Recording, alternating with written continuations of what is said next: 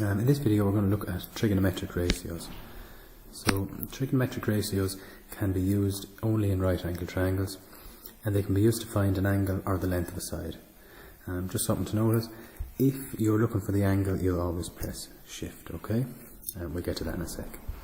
Right, so an example. Here we have a right angle triangle, we have two lengths, we're asked to find the angle. Okay? In order to find an angle we will need two lengths. So if they didn't give us this, then we couldn't work anymore. We wouldn't be able to solve it. But seeing as we have two of the lengths and we're asked for the angle, I can solve it. Here's what I do.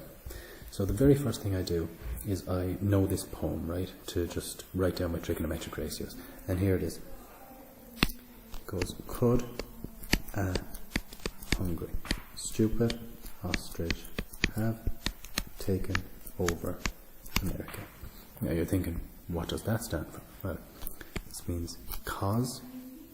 So cos is adjacent over hypotenuse, sine is opposite over hypotenuse, tan is opposite over adjacent. Right, so the next thing we do in this question is we find out the sides that we have. So we label our sides. So here's our hypotenuse. We'll do it in green. Here's our hypotenuse. Here is our opposite angle. It's opposite the angle. Sorry, our opposite side.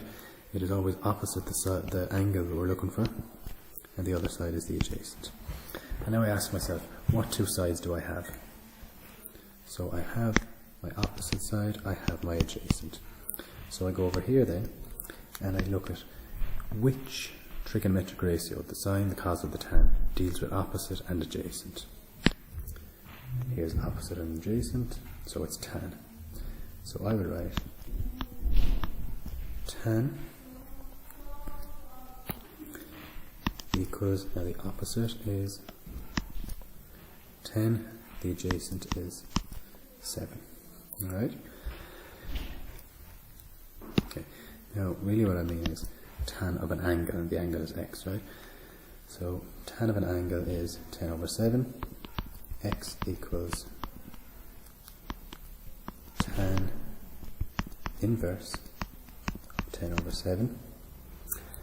So x equals tan inverse, we press shift, tan 10 over 7, and we get 55.007. Okay, so 55 degrees. Alright?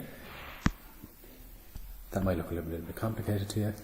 The easier way I would teach it is I would say tan 10 over 7, and we want to find the angle, so we press shift. So it's shift tan 10 over 7, which should also get you 55 degrees.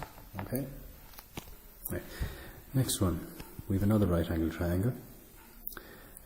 We're asked to find a side this time. Here it is. Ordinarily we would use Pythagoras' theorem, so if I was given this side, then I could use Pythagoras' theorem to find x. However, I'm not given two sides, I'm only given one side and an angle. Therefore I use my trigonometric ratios. So straight away, could a hungry, stupid ostrich have taken over America? Now I ask myself, I label my sides first. So here's the opposite, here's the adjacent, here's the hypotenuse.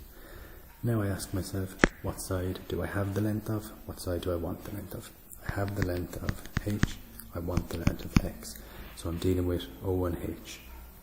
O and h is sine. So, say sine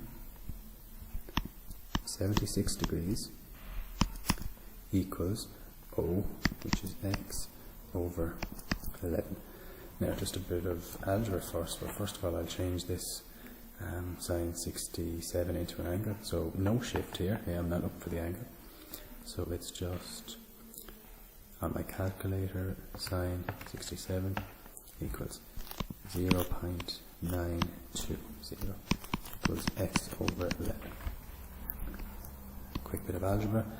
I want to get rid of the 11 here because I want to just have x, so I multiply by 11 to get rid of that, and I have x. So if I do it on one side, I have to do it on the other. So 0.92 multiplied by 11 equals 10.12 centimeters, and that looks about right. Last one then. Something similar to the last one, but just a slight change. Again, it's a right angle triangle. I'm looking for a side. I only have one side at an angle, so I'll be using the trigonometric ratios.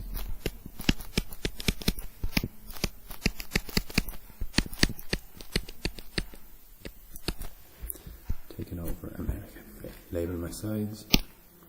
There's my opposite, okay, for this angle. There's my hypotenuse, it's opposite the right angle, or it's the longest side, and there's my adjacent. What side do I have? Opposite. What side do I want?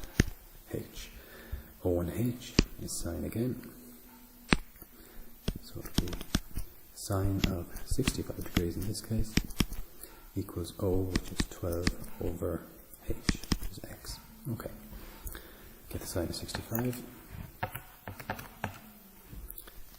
0.906 equals 12 over X. Okay. Now, we want x on its own, but how am I going to get x on its own? Some people would say, well, we'll bring over this 12 and we'll divide by 12, but that 12 isn't multiplying here. The 12 is actually doing nothing, so I can't move that 12. I'm going to have to move the x.